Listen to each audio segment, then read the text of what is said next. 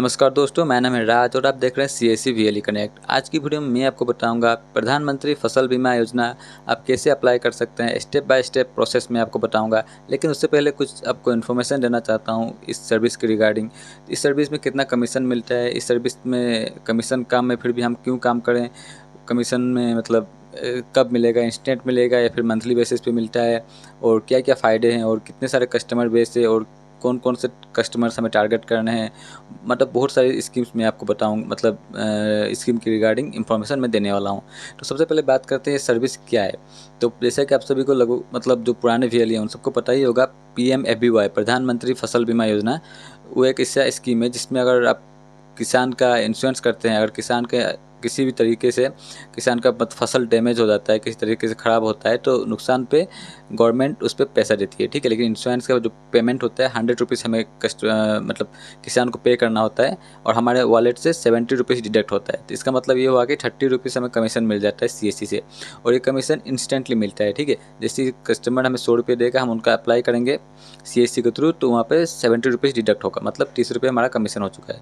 और कस्टमर से हम एक्स्ट्रा चार्ज नहीं ले सकते। अगर जेरॉक्स प्रिंट आउट अगर करते हैं तो उसका मतलब अलग से ले सकते हैं, बट हम अलग से एक्स्ट्रा से चार्ज नहीं कर सकते, ठीक है।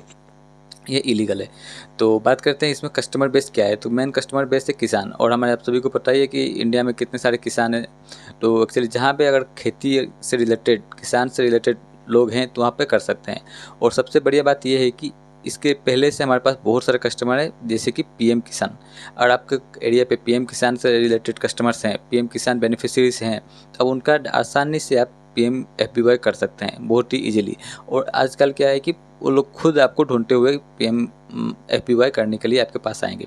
इन इंश्योरेंस में आपका पैसा मतलब कमीशन भले ही कम है, लेकिन इसमें कस्टमर बहुत सारे हैं, ठीक है। और कस्टमर कम होते हैं और कमीशन भी कम होता है तो एक सर्विस उतना नहीं चलता, लेकिन सर्विस बहुत ही अच्छा है।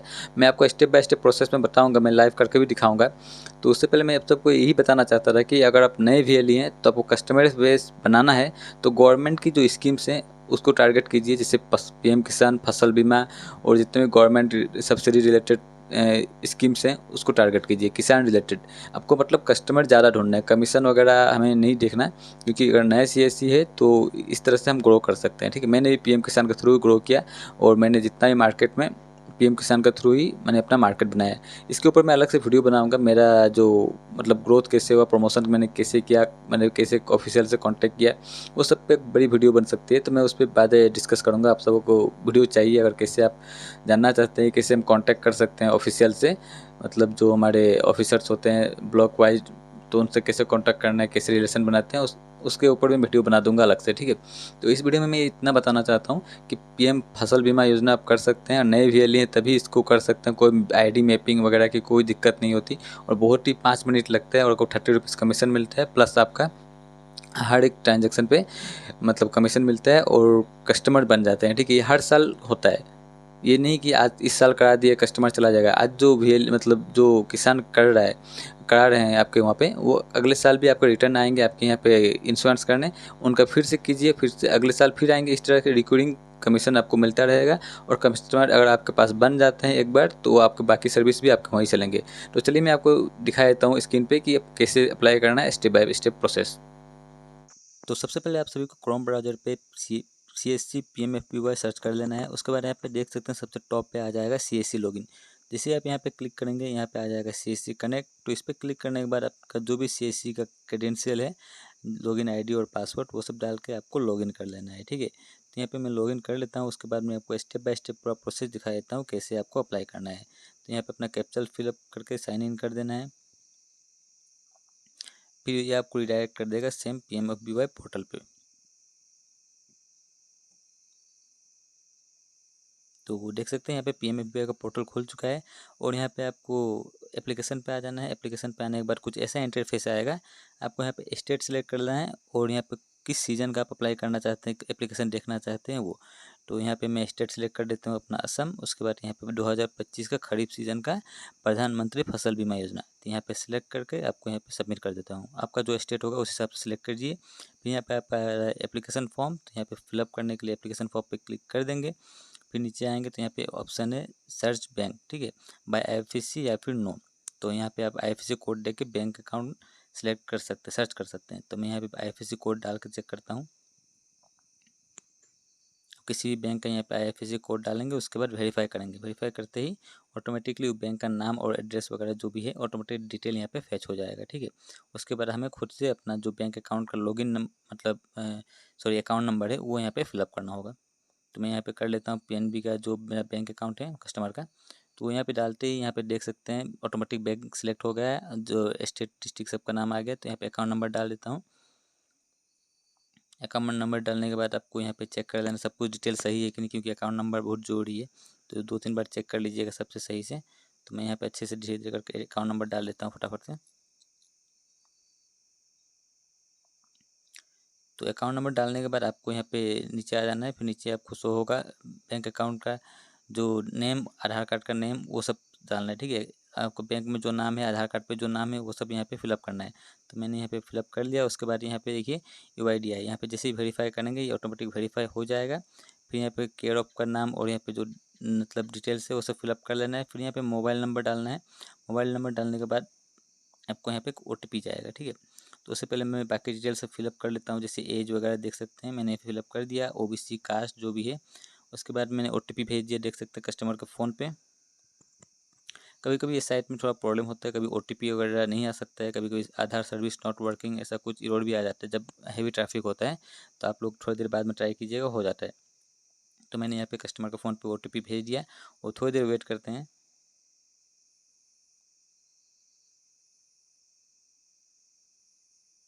तो जब तक ये वेट कर रहे हैं तब तक आप हमारे चैनल को सब्सक्राइब कर सकते हैं। अगर वीडियो थोड़ा भी इंफॉर्मेटिव लगा तो प्लीज़ चैनल को सब्सक्राइब करके वीडियो को लाइक कीजिएगा। तो यहाँ पे मैंने OTP कस्टमर का फ़ोन से लेके यहाँ पे डाल दिया। उसके बाद फिर आपको नीचे आ जाना है। उसके बाद और जो बाकी डिटेल्स है जैसे लैंड डिटेल्स वगैरह वो ही फिलअप करना है। तो यहाँ पे देख सकते हैं रेसिडेंटल एड्रेस दिखा रहा है, जो भी हमारा गाँव का नाम, एड्रेस का नाम वो सब है, वो सब दे देते हैं फटाफट से। और यहाँ पे नीचे लिखा है नॉमिनेशन। तो नॉमिनेशन आप डिक्लेयर लेटर भी कर सकते हैं, ना दे तो भी कोई बात नहीं। तो यहाँ पे बाद में दे देंगे, इस तरह से करके आप यहाँ पे सेव एंड कंटिन्यू कीजिए। उसके बाद आपको यहाँ पे एक नया पेज आ जाएगा। यहाँ पे दिखा देगा क्रॉप डिटेल, आप कौन सा क्रॉप लगा रहे हैं और किस स्टेट पे, कौन सा गांव पे, किस पंचायत में लगा रहे हैं, मतलब अंडर में। तो यहाँ पे क्रॉप डिटेल में फिलअप करना है। तो मैंने अपना डिस्ट्रिक्ट सेलेक्ट किया, फिर अपना जो मतलब ब्लॉक वगैरह सब डिवीज़न, तो फिर ग्राम पंचायत, इस तरह से आपको सेलेक्ट कर लेना है आपका एड्रेस के हिसाब से, कस्टमर के एड्रेस के हिसाब से। फिर आप यहाँ पे विलेज भी सेलेक्ट कर लेंगे। विलेज सेलेक्ट करने के बाद आप जैसे यहाँ पे नीचे आएंगे तो यहाँ पे पूछा जाएगा क्रॉप। तो एक्चुअली हमारे यहाँ पे जो फिलहाल जो क्रॉप हो रहा है वो पैडी मतलब यानी धान की खेती हो रही है। तो यहाँ पे धान सेलेक्ट कर लिया। उसके बाद सोइंग डेट, सोइंग डेट कोई भी, सोइंग में डेट मतलब किस दिन आपने बीज लगाया है, ठीक है। तो आप कुछ भी एक रैंडम 10-15 दिन पहले का, फिर आज का, जिस दिन कस्टमर ने कहेंगे उस हिसाब से दे दीजिएगा। उसके बाद यहाँ पे अपना सर्वे नंबर, खाता नंबर डालने के बाद हेक्टर, तो आपका ज़मीन कितने हेक्टर का होता है। तो आपको बीघा टू हेक्टर करना या फिर एकड़ टू हेक्टर करना नहीं आता है तो गूगल पे जाके किसी भी सर्च कीजिए, कैलकुलेटर आ जाता है। तो मैंने यहाँ पे जो बीघा टू हेक्टर मैंने करने के बाद यहाँ पे 0.2 हेक्टर हुआ। तो उनका प्राइस देख सकते हैं 14,000 कुछ रुपीज़ इंश्योरेंस हुआ। फिर आपको यहाँ पे फाइल अपलोड करना है, पासबुक और यहाँ पे लैंड रिकॉर्ड।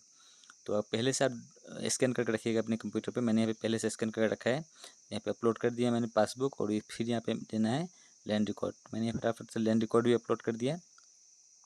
आप लोग पहले से रिकॉर्ड रेडी करके रखिएगा स्कैन करके, क्योंकि बाद में आपको दिक्कत ना हो। तो स्कैन करने के बाद फिर से आप डिटेल चेक कर लेंगे सब कुछ सही है कि नहीं। उसके बाद आपको यहाँ पे सबमिट का ऑप्शन आ जाएगा। तो सबमिट करने से पहले एक बार अच्छे से देख लीजिएगा, ठीक है। मैंने अभी फिर से चेक किया, वो सही है, पासबुक की जगह पासबुक ही है। और यहाँ पे फिर मैंने चेक किया, यहाँ पे लैंड रिकॉर्ड पे लैंड रिकॉर्ड ही है, ठीक है। मैंने चेक कर लिया। उसके बाद अब बारी है यहाँ को इसको सबमिट करने की। यहाँ पे प्रीव्यू एक बार लास्ट प्रीव्यू कर लेंगे, अकाउंट नंबर वगैरह सब कुछ चेक करने के बाद अब बारी है इसको सबमिट करने की। फिर भी एक बार अच्छे से देख लीजिएगा। आपको कुछ समझ में नहीं आ रहा है तो प्लीज़ कमेंट करके बताइएगा, मैं उसका रिप्लाई ज़रूर करूँगा। तो यहाँ पे मैंने सब कुछ चेक कर लिया। यहाँ पे एक एक डिटेल आपको अच्छे से चेक कर लेना है। उसके बाद आपको यहाँ पे सबमिट पे कर देना है। जैसे आप सबमिट पे क्लिक करेंगे तो यहाँ पे मेक पेमेंट का ऑप्शन आएगा, या फिर पे लेटर भी कर सकते हैं, यानी बाद में जब पैसा देंगे। या फिर मेक पेमेंट, मैं अभी फ़िलहाल पैसा देना चाहता हूँ साथ ही साथ। तो यहाँ पे मैंने पेमेंट करने का ऑप्शन डाला। यहाँ पे देख सकते हैं 100 रुपीज़ है, लेकिन वॉलेट डिडक्शन होगा सिर्फ 70.60 मतलब 70 रुपये 60 पैसे आपके अकाउंट से डिडक्ट होंगे। मतलब आपको 29 रुपीज़ 40 पैसा आपको कमीशन मिल जाएगा, ठीक है। मतलब अब 30 रुपये मोटा मोटी कमीशन आपको मिल जाता है। तो यहाँ पे मैंने सबमिट करने के बाद देख सकते हैं यहाँ पे कंप्लीटली हो चुका है और यहाँ पे प्रिंट का ऑप्शन भी आ रहा है। प्रिंट करके भी आप चाहें तो कस्टमर को दे सकते हैं। इसका चार्ज आप अलग से ले सकते हैं 20 रुपये जैसा, नहीं तो आपको कोई भी पैसा नहीं लेना है एक्स्ट्रा। 100 रुपीज़ में आपका इंश्योरेंस कर सकते हैं किसी भी कस्टमर का। तो बहुत ही सिंपल प्रोसेस है, बहुत ही ईजी प्रोसेस है। ये नया आईडी नए वीओली के लिए बहुत ही हेल्पफुल होगा अपने कस्टमर बेस बढ़ाने के लिए, क्योंकि गवर्नमेंट का स्कीम है और हर साल आता है, क्योंकि रिकरिंग कमीशन है। हर साल आपको इस तरह का कस्टमर मिलेंगे। तो इस सर्विस को ट्राई कीजिएगा, बहुत ही अच्छा सर्विस है। मुझे लगा मैं आप सभी को बता दूं, मैं इसे खुद यूज़ कर रहा हूँ पर्सनली। तो बस इसकी वीडियो में इतना ही था। वीडियो अगर अच्छा लगा तो प्लीज़ लाइक कीजिएगा, चैनल पर नए हो तो सब्सक्राइब करके बेल आइकन को प्रेस कीजिए, क्योंकि आगे भी इस तरह के बहुत सारी इंफॉर्मेटिव वीडियोस आती रहेगी। मिलते हैं आपको अगले वीडियो में। बाय।